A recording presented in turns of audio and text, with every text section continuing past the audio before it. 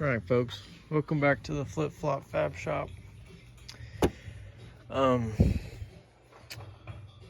replaced my alternator about 2 years ago, almost exactly. But since the cam seals are leaking, I'm pretty sure it killed the alternator because of oil. Well, it's not even threaded in there anymore. Interesting. So that's what we're going to be doing today, is the alternator, and I just have the O'Reilly's one. That because my cam seals are leaking. If it kills it, I just go get a new one at O'Reilly's. So, first thing we're gonna do: take this off, take this off, take this off. It's just tins, I think, for everything. All right, our tin right here.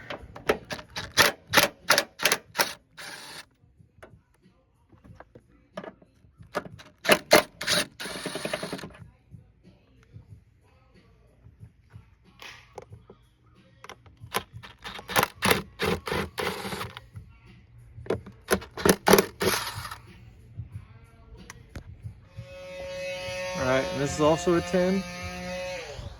Got those both out.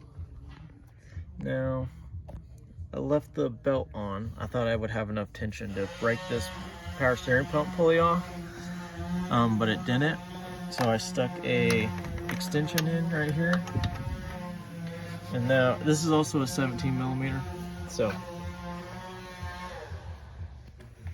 be careful you don't hit anything and break this nipple off right there. See if we can break this loose. Jeez. Okay, I might need an extension. I had to use a breaker bar, and I just use one of these tubes here to slip it over the ratchet. I'll just loosen this guy up.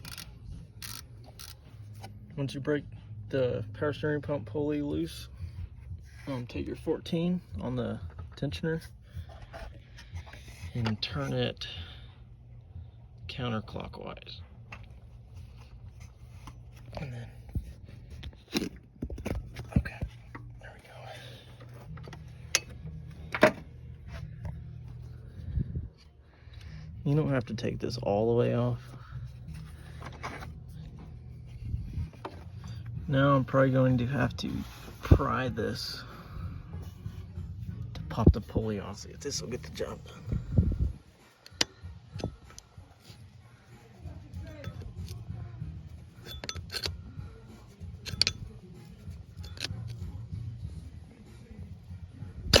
I forgot to mention, you should probably jack the car up.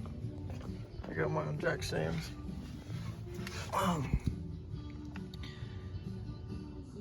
See here. Alright, so that bolt there, and that nut on top. Pretty sure 14s? Yeah, 14s. Alright, so one thing is this plug up here. Be careful with it, because it does get brittle. And the other thing is that stud. You gotta take that nut off. I think it's a 10. When I'm doing this, I'm probably not gonna be able to record, so hopefully I can get this off here quick. I don't know how to get to the back side of the connector. Pro tip, undo your battery. Anyway, this is a 12. That little stud there's a 12. I thought it was a 10, but it wasn't. Now, get that connector off. She is right there. It was kind of hard to get it down. I put it right in this gap here and push this hose over as far as I could. So, yep. Good times. All right, got my new alternator here. It's just an Ultima O'Reilly's one, but mine kills alternators because of the oil leak. So if you don't have any problems like that, I would go get a Denso off of Rock Auto for about 130 bucks or so. I'd trust that over this. I would do that, but I don't want to ruin a Denso. So let's figure this one out. All right, with the install, take some brake clean or starting fluid, clean up the back side of this. This is what attaches the ground to the alternator and installs the alternator.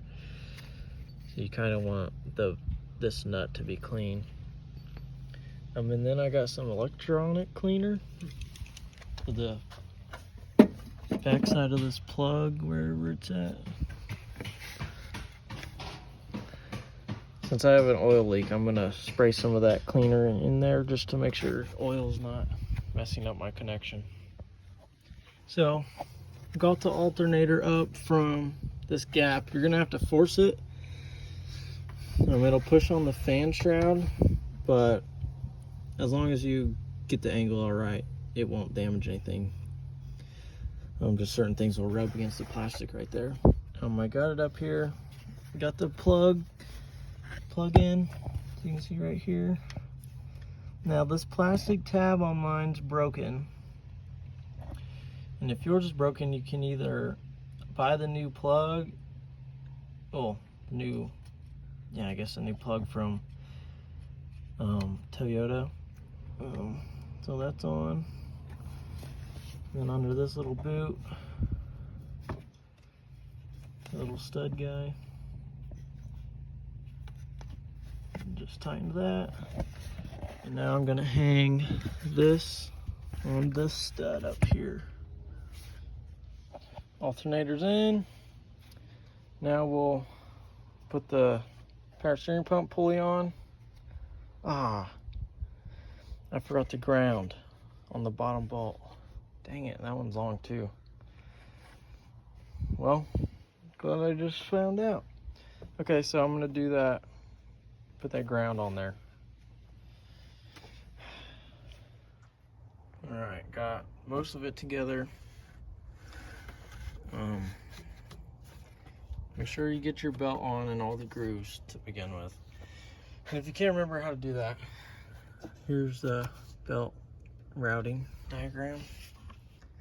And for the tensioner, you want a 14, you want your ratchet set on loosen, and then you want to turn it counterclockwise, and that'll roll the tensioner up so you can get the belt on all the way. But I'm gonna tighten this up, plug that guy in, plug my MAF in, tighten this up, and put my battery on, and hopefully we have no more issues. All right, she's back together. Hopefully my keys are in here. All right, let's see if she fires up. Well, she'll fire up, but.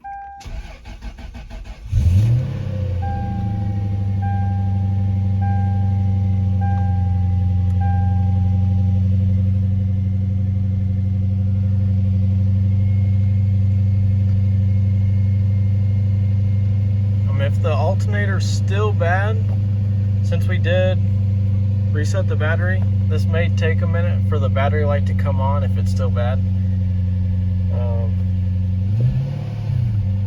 But it's idling. And the reason I could tell it was, one of the ways I was able to tell it was going bad is obviously the light came on. But a couple days prior, or a couple weeks prior actually, the gas pedal was like super delayed. And as I just tested, the gas pedal is pretty immediate. So I'm thinking we might be all right. Knock on glass, save your ass, but hopefully she's good. I'm gonna let it run while I eat dinner, see if she does anything. It's been running for like a solid 15 minutes now.